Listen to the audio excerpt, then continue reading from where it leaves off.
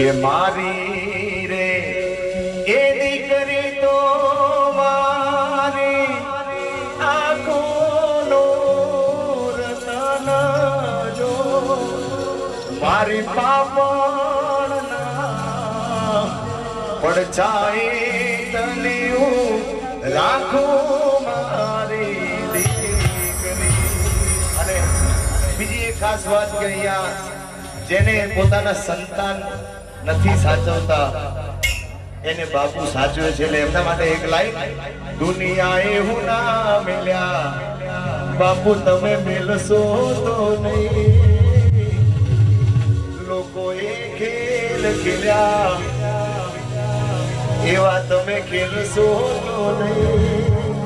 આજ વચન આપજો કે બાહુ મિલશો તો નહીં.